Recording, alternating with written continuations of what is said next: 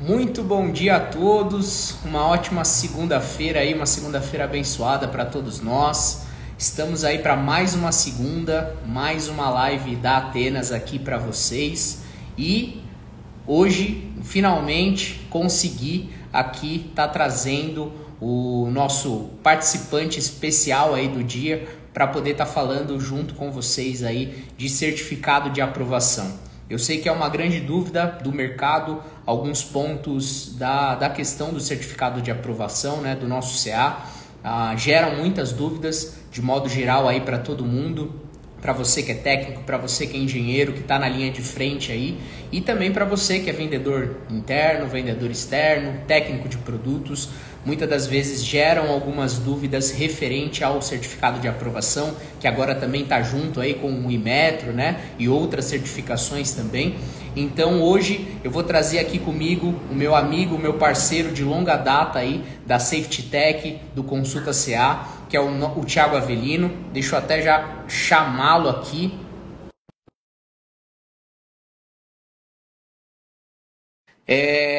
O Thiago Avelino tem grande experiência, eu acho que dentro das empresas aí que falam de certificado de aprovação, não existe ninguém que responda mais consultas de certificado de aprovação do que esse cara. Thiago, tá me ouvindo aí? Felipão, eu tô te ouvindo, só tô mudando a minha câmera aqui, porque por algum motivo eu não estou conseguindo. Ela tá apontando aqui pro meu Note, né? Vamos lá, deixa eu ver se eu tenho alguma. Agora Aí, sim, ó. Bom maravilha, dia, maravilha. como é que você Tudo está? certo, graças a Deus, e você? Maravilha, tô ótimo também. Obrigado aí pela gentileza, pelo convite. Bom dia a todos aí, parabéns mais uma vez pelo trabalho, Que viu? bom, que bom, cara. Eu que agradeço a sua disponibilidade aí. Ó, levando as Meu amigo, considerações aqui do nosso participante, então, o Thiago Avelino é o proprietário e fundador do Safety Tech, da Consulta CA. Como eu disse inicialmente, aí eu acho que não existe ninguém no Brasil que responde mais questão de consulta pública de certificado de aprovação do que esse meu amigo aqui. Então, manja muito, conhece muito, tem conteúdos nossos aí em conjunto. O Thiago esteve conosco na pandemia aqui na live da Atenas. Foi, acho que, uma das maiores lives do mercado de saúde e segurança do trabalho. Foi muito legal. A gente estava com só feras aqui, né, Tiagão? Foi um bate-papo muito enriquecedor naquele momento.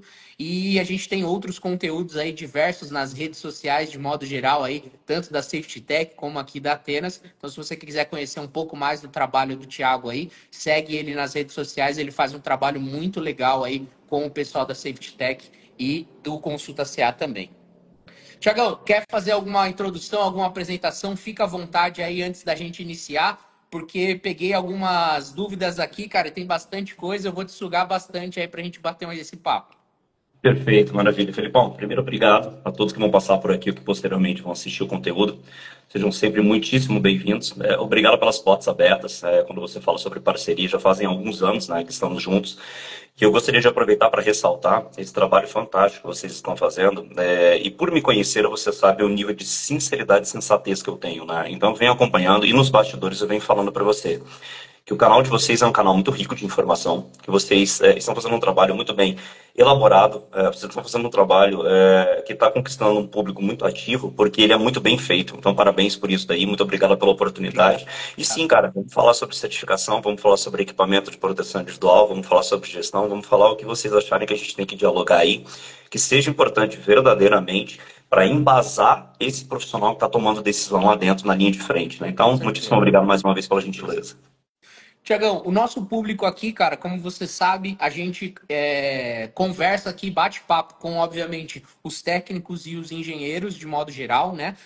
O profissional que está ali na linha de frente, que tem essa dúvida ali no dia a dia, quando recebe uma mercadoria. E a gente também tem aqui, no canal da Atenas, o vendedor, o técnico de produtos, aquele cara que também está por trás ali para poder passar a informação corretamente. Então, eu tenho certeza que vai ser enriquecedor para o técnico e para o engenheiro poder sanar essas dúvidas, mas também para o vendedor e para o técnico conseguir replicar essa nossa informação aqui hoje. E aí eu queria já começar com uma aqui, Tiago, que eu vejo que é uma das principais dúvidas do pessoal, que é a questão de validade de produto, né? A validade dada pelo fabricante e a validade do certificado de aprovação. Eu sei que você tem até uma explicação ali muito plausível, muito boa, e eu queria que você replicasse isso para o pessoal para diferenciar o que é validade de produto e o que é validade de certificação e como elas se complementam e como que o pessoal pode identificar isso daí. Legal, Felipão. Então vamos lá, vamos partir do seguinte princípio, tá? Nota técnica 146/2015. Essa nota é muito antiga, tá? Mas ela é muito atemporal, né? Por quê? Porque a portaria 2175, lá de julho de 2022, que foi a nova redação da NR6, não trouxe nenhum esclarecimento novo a respeito e nem muito menos neutralizou, anulou ela. Portanto, ela ainda é atemporal. Ou seja, a 146/2015 ela explica exatamente a diferença entre validade de CA e de produto. Vamos objetivamente dizer o seguinte, que o equipamento de proteção individual, ele depois que é fabricado, depois que ele é composto, ele é enviado ao laboratório, o laboratório ele não certifica, né? O laboratório valida o equipamento, que tem as características técnicas necessárias para que ele seja um equipamento de proteção, você pega todo esse conjunto de informações, laudos, envia lá para a Subsecretaria de Inspeção do Trabalho, que vai validar e emitir o certificado de aprovação. Então, esse certificado de aprovação, ele pode valer por um ano, quando ele é certificado junto a organismos, né, que são OCPs, que a gente chama, e ele pode valer por 5 anos também, né? A gente está falando de validade de certificado de aprovação, tá? Isso não significa que o seu EPI ele vai valer necessariamente 5 anos, né? Ele pode valer menos, ou talvez pode valer mais. Por quê? Porque quando a gente fala sobre validade de EPI e validade de CA, cada equipamento de proteção é composto, né, por um tipo de produto ou de matéria, né? Por exemplo, protetores auditivos ou capacetes, enfim, podem ser compostos de polipropileno. Então, esse material, quando ele é composto, ele tem um tempo de validade que pode ser menor ou superior ao certificado de aprovação. Então, é importante a gente entender que a gente consegue consultar de maneira bem objetiva em plataformas como o portal Consulta CA e o Ministério do Trabalho. A CIT também disponibiliza, é importante ressaltar que a gente importa essas informações que estão expostas no portal Consulta CA lá da CIT, tá? Então elas são extremamente fidedignas. Então eu posso consultar o CA, mas aonde eu consulto a validade do EPI necessariamente? E aí, Felipe, eu quero que você complemente para mim. Por quê? Essa é uma dúvida tão recorrente quanto a diferença entre ambos, que é, mas aonde que eu consulto a validade do EPI, do material de que ele é constituído, né? É a obrigação do fabricante, né, ter a validade no seu manual. O manual ele precisa ter as informações de validade que o fabricante dá mediante ao tipo de produto que a gente tem aí. Perfeito. Inclusive, a própria portaria 2175, ela diz que o fabricante precisa disponibilizar em português, seja ele fabricante ou importador, em português, o manual de instrução do equipamento de proteção individual. Então, onde que eu encontro, que eu acho que a maior dúvida, normalmente, quando a gente dá essa explanação aqui é, mas aonde que eu encontro a validade do equipamento? Quando você fala de capacete, por exemplo, isso é só um exemplo, tá? Você vai encontrar ali algumas descrições no casco dele, né? Uhum. Você pode disponibilizar, via de regra, a determinação é que você disponibiliza essa informação no manual de instrução. Mas às vezes ela vem na embalagem, porque algumas embalagens são um manual de instrução, ou às vezes vem no corpo do equipamento. Então, objetivamente falando, qual que é a diferença, basicamente? Né? Certificado de aprovação é a certificação do equipamento, que às vezes pode perdurar por anos, quando o fabricante que tem esse direito vai fazendo a renovação desse certificado. Sim. Isso não significa, vou dar um outro exemplo que eu acho que é muito simbólico. E hoje a gente não tem mais a mudança de numeração, né, Thiago? Isso é uma coisa que a gente conseguiu evoluir, né? Antigamente a gente tinha a mudança de numeração, né? Quando você fazia a recertificação do produto, você mudava o número. Isso gerava uma dúvida muito grande no pessoal também. Hoje a gente, pelo menos isso, a gente já conseguiu evoluir, a gente já não tem essa modificação de numeração. Perfeitamente. E aí, por este motivo, provoca uma certa confusão, né? Uma pequena interpretação equivocada. Por quê? Tem certificados de aprovação, se você observar, vou dar um exemplo clássico aqui de um protetor aditivo que é muito conhecido no mercado, que todo mundo vai saber. O certificado de aprovação dele já é renovado há vários anos. Ele não muda as características, por isso que é o mesmo certificado. Eu sou capaz de arriscar para vocês que talvez tenha quase 20 anos, ou pelo menos mais de 10 tem, tá? Mas esses equipamentos, cujo a validade do EPI precisa ser exposta, ou vai estar no manual de instrução, precisa ser disponibilizado, né? Uma nota técnica, às vezes o manual técnico do equipamento tem essa informação, ou no corpo do equipamento, como é o caso do capacete, ou às vezes na embalagem do equipamento, que por si só já é um próprio manual de instrução, né? Então, Para arrematar, é importante entender que validade, inclusive, a 2175, Felipão, ela determina que, além de fazer a gestão e o controle da validade do CA, é necessário também fazer o controle da validade do equipamento. Importantíssimo ficar ligado nisso, tá? Só pegando um adendo do que o Thiago falou aqui, dessa questão de validade de produto, por isso a validade que o fabricante te dá. Existem algumas pegadinhas comerciais que alguns fabricantes fazem, por exemplo, como validade indeterminada.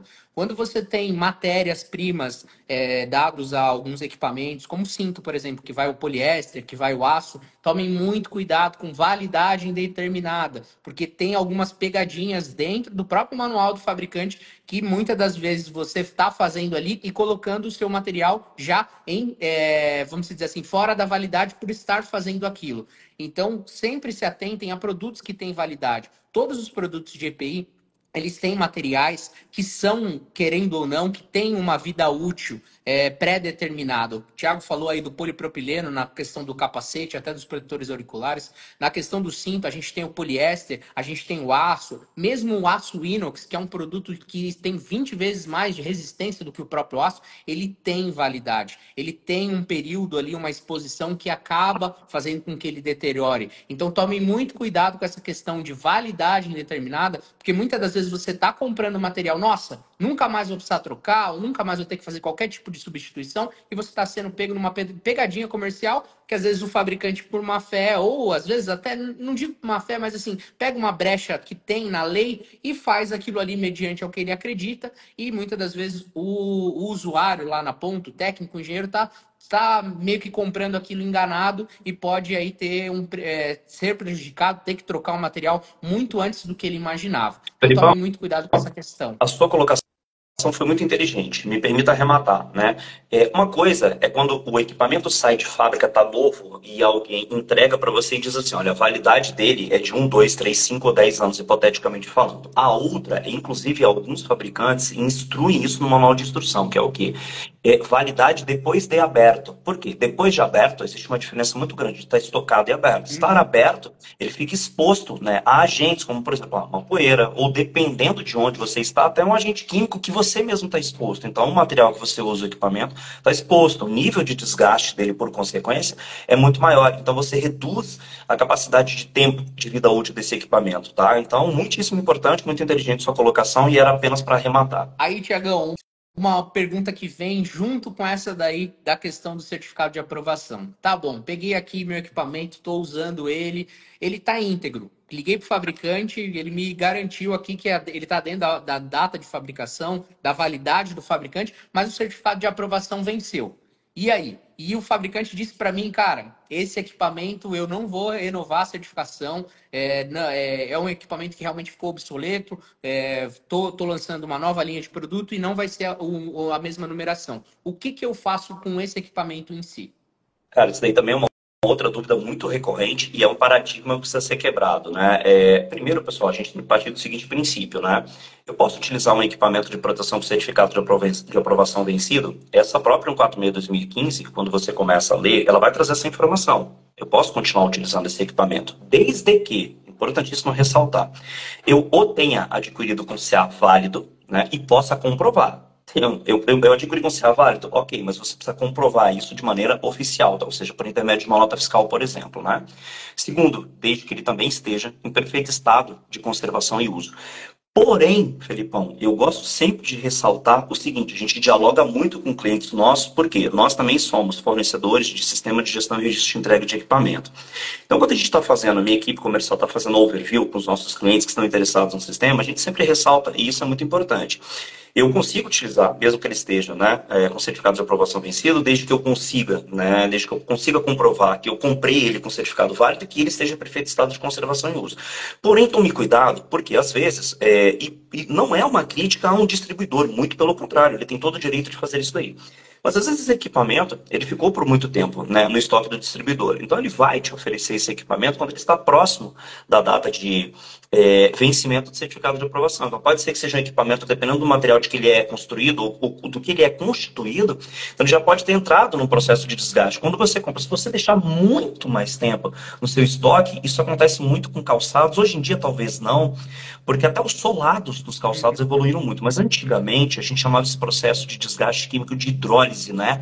Era um processo em que se você estocava por muito tempo esse calçado, ele ia esfarelando ali, né, por assim dizer, o solado. Então era o quê? Era proveniente de um material que ficava guardado por muito tempo.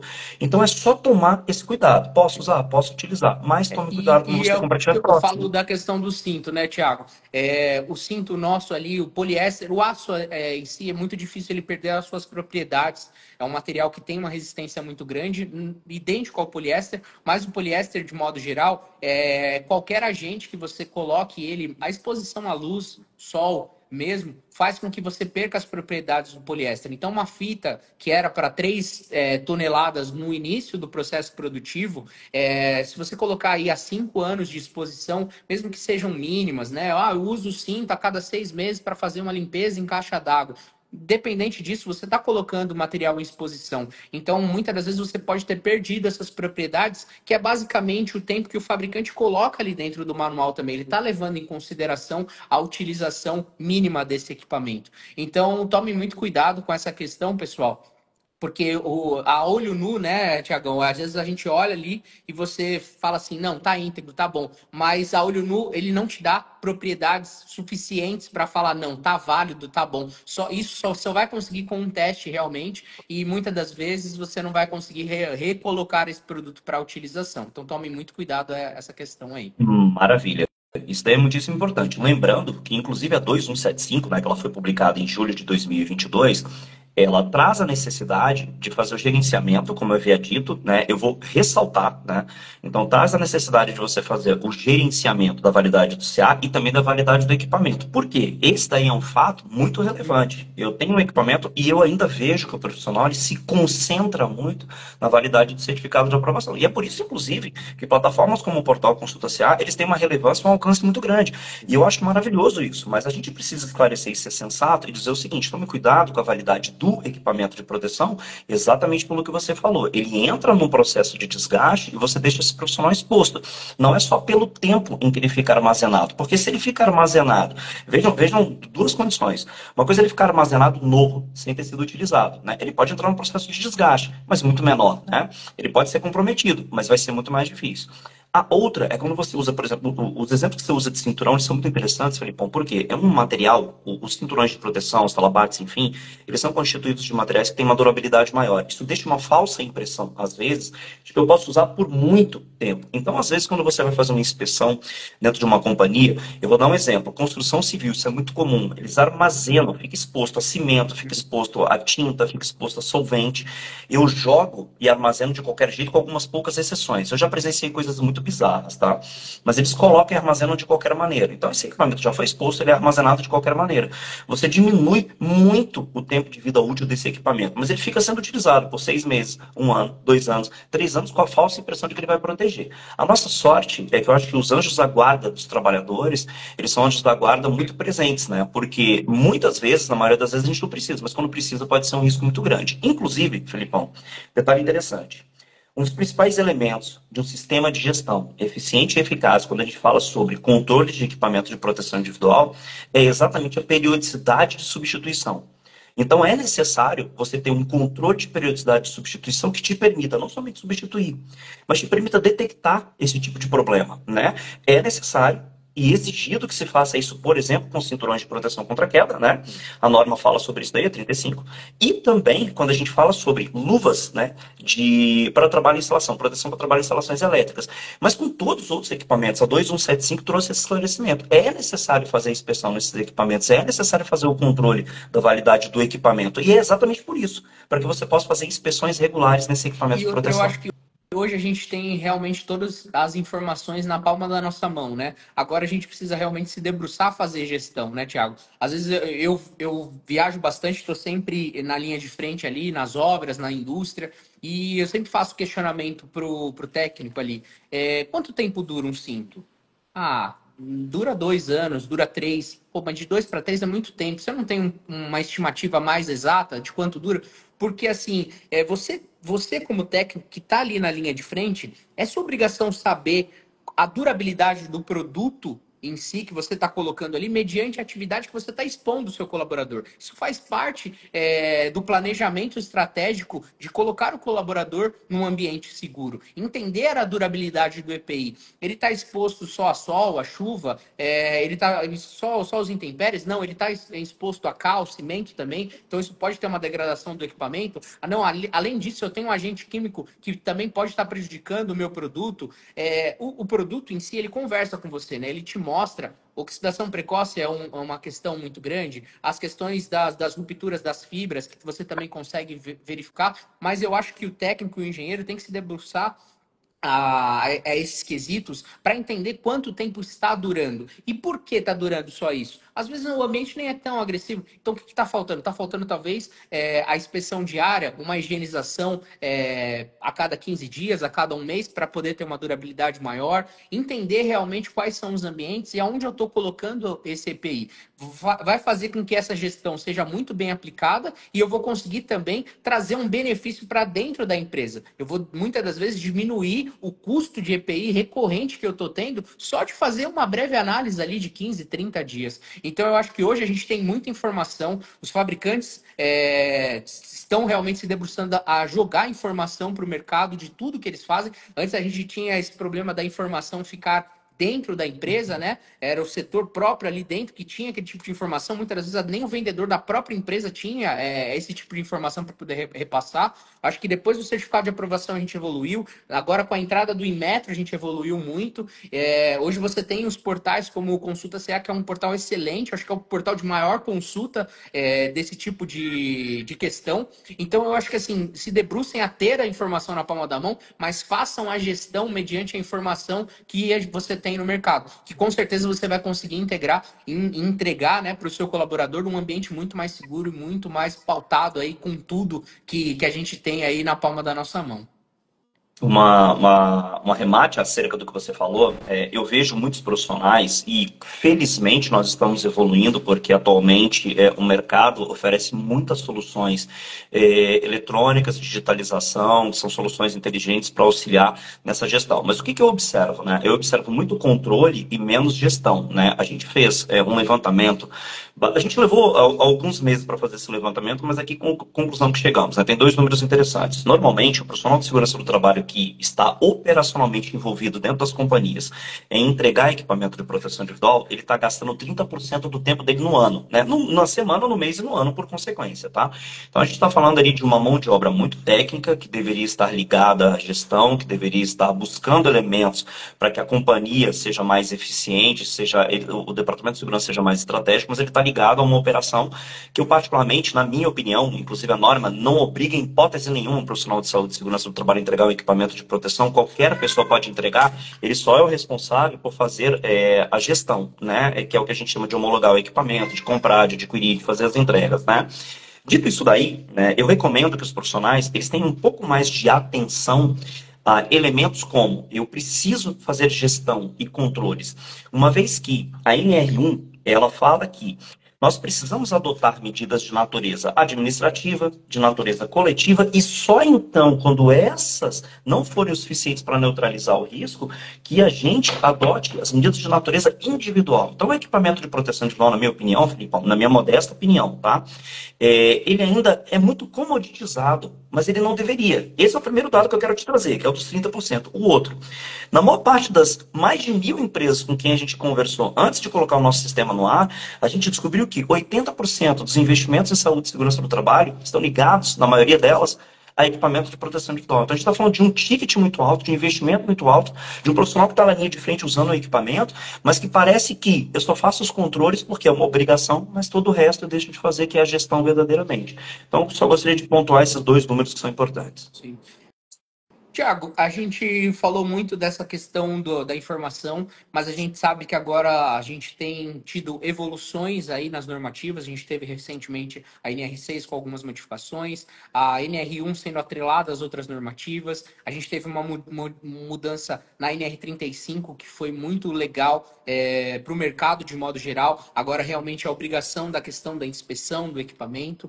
E eu queria que você desse um panorama geral do como você está enxergando isso. Eu sei que você tem uma plataforma própria para essa questão de gestão de EPI, né? Como está fazendo isso com qualidade, como que você está enxergando isso, como você vê essas obrigações da empresa. Agora a gente tem uma obrigação legal, né? O E-Social está aí também para essa questão junto ao colaborador. Então, como que você está vendo essas questões aí? Você acha que a gente realmente conseguiu evoluir? Como você está vendo essa aceitação das empresas em relação a essas obrigações agora novas? Legal. Vamos partir do seguinte princípio, Filipão. Quando a gente fala sobre adotar qualquer medida de proteção do trabalhador, a gente está falando sobre fazer primeiro levantamentos ambientais, né? Que são levantamentos para determinar e qualificar um tipo de risco que você tem e depois quantificar ele. Vamos dar um exemplo muito clássico aqui de um risco físico que é ruído. Então, se eu sei que tem ruído, eu qualifico, né? Eu sei que eu tenho um agente ambiental físico, eu faço os levantamentos e faço as análises, eu chego à conclusão de que ele tem X ou Y, né? De concentração de ruído naquela atmosfera, e aí sim, depois, eu adoto a medida de controle, né? Esse é um elemento muito importante. O segundo elemento que eu acho que eu preciso trazer aqui para uma reflexão é que quando a gente fala sobre equipamento de proteção individual, a gente tem duas vertentes quando o assunto é e-social e imputar essas informações lá dentro, tá? Que são o quê? Aqueles equipamentos que eu uso e que não, né, cujo agente, né, para o qual ele está me protegendo, não necessariamente é um agente insalubre. E o que é um agente insalubre? Então, o que eu preciso imputar a título de e-social, a título de informação para a Previdência Social? Informações de um equipamento de proteção que me protege contra o agente insalubre. Esse é o ponto de partida. Tá aí mais um elemento que faz com que o profissional de segurança tenha que ter muita atenção à gestão e controle de entrega de equipamento de proteção individual, beleza? Esse é o ponto de partida. Você sabe por quê que eu acho que ninguém toma esse nível de cuidado, com exceção das grandes companhias? Porque quando você olha um protetor auditivo, você fala assim, ele custa R$ 3 para mim, muito provavelmente isso não desperte em você nenhuma espécie de receio. Só que o que você não conseguiu conectar, você não achou uma conexão entre os R$ 3 que você paga nesse protetor auditivo, isso é só um exemplo muito esdrúxulo que eu estou trazendo, tá? Com o fato do seu colaborador poder estar exposto a um agente insalubre, né? Então essa conexão, primeiro esse é o ponto de partida, essa conexão que eu preciso fazer. Equipamento de proteção individual, ele envolve um risco muito grande na maioria das vezes, né? Proteção respiratória, ruído, agentes químicos. A questão da proteção auditiva e respiratória, ela é um acidente de trabalho silencioso, né?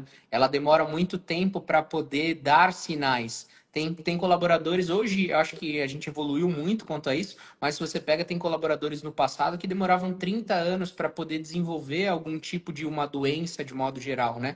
E isso era muito perigoso. Hoje a gente tem como prever isso, né? E fazer com que a gente consiga evoluir em segurança e relacionado a isso. É um ponto muito importante que as pessoas só dão atenção ao acidente que tem aquele impacto, né?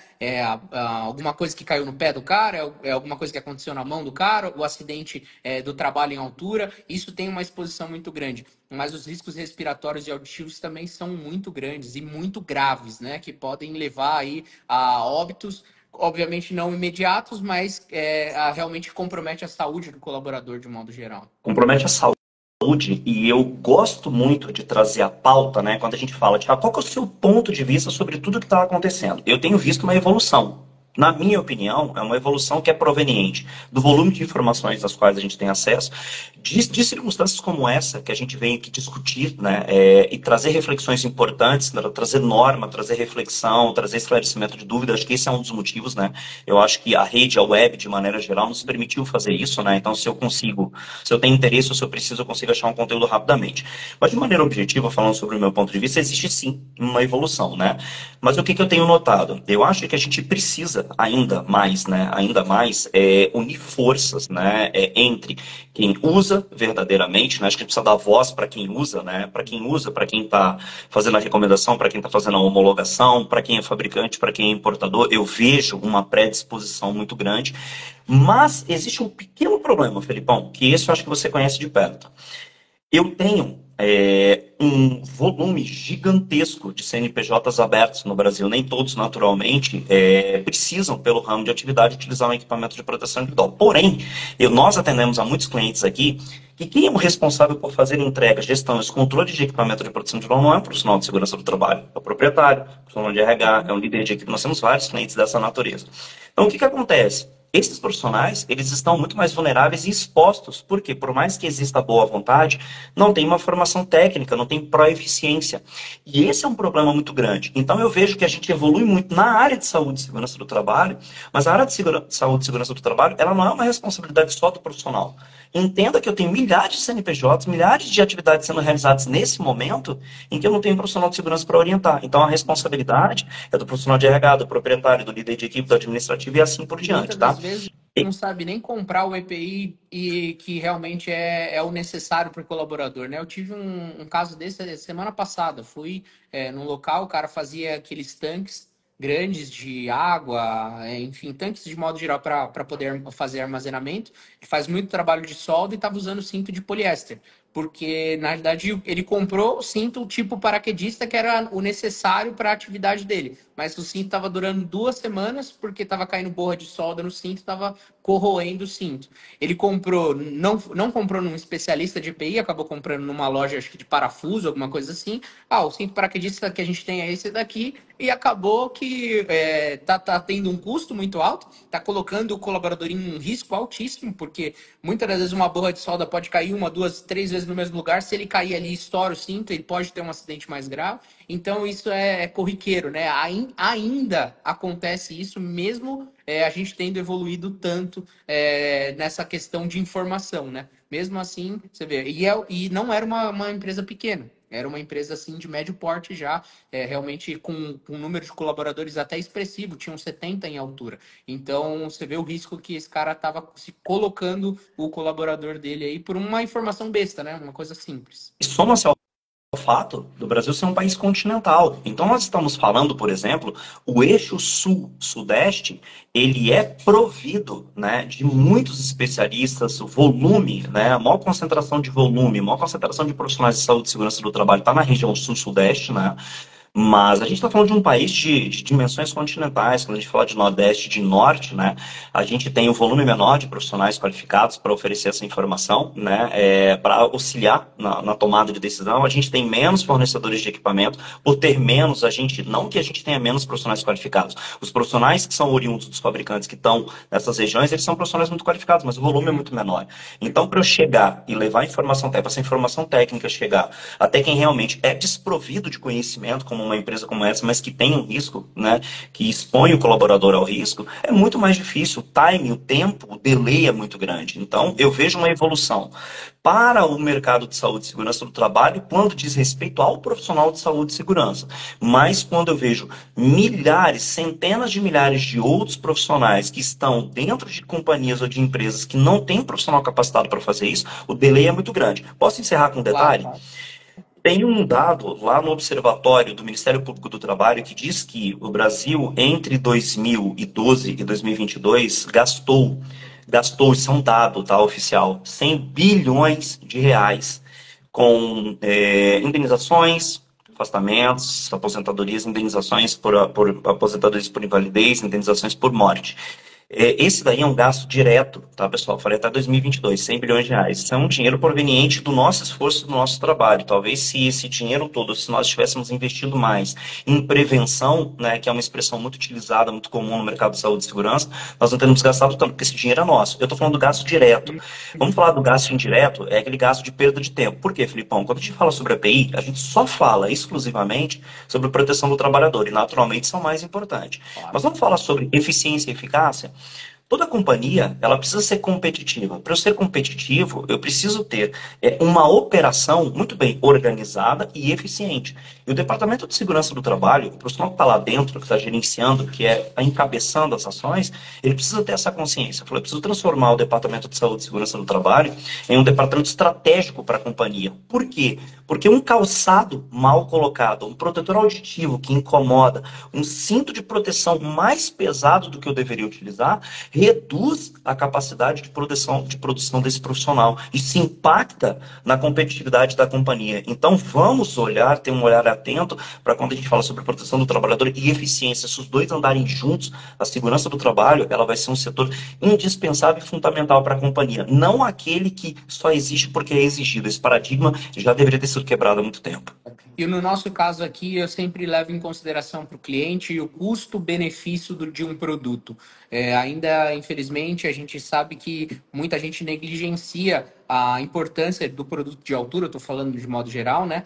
E preço, né? Hoje, eu quero preço, que preciso de um produto barato, não sei o quê, mas ele não entende que muitas das vezes o custo-benefício de um produto melhor, que naquele momento ele vai gastar um pouco mais, vai colocar realmente um recurso financeiro um pouco maior, mas ele pode ter o benefício da durabilidade ser maior, ele pode ter o benefício da aderência do colaborador ser maior na utilização, então ele não corre tantos riscos, ele pode ter aderência na questão de produtividade do colaborador, porque uma vez que você se sente seguro fazendo uma atividade, principalmente em altura, você ganha um colaborador mais ativo dentro da sua atividade, com menos insegurança do que ele está fazendo. Então, colocar na balança o que realmente vale. Realmente vale eu não gastar 30, 40 reais a mais num produto aqui, ou eu gastar e ter todos esses benefícios que eu possa entregar para o meu colaborador. Porque um colaborador que vê um produto melhor sendo entregue para ele, seja uma botina, um capacete mais confortável, uma botina mais confortável, um cinto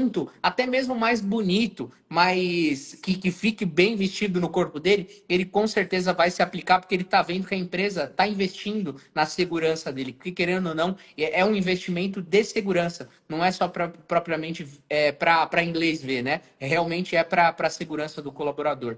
Eu acho que o pessoal tem que olhar com bons olhos para isso aí. Vejo que a gente está evoluindo bastante.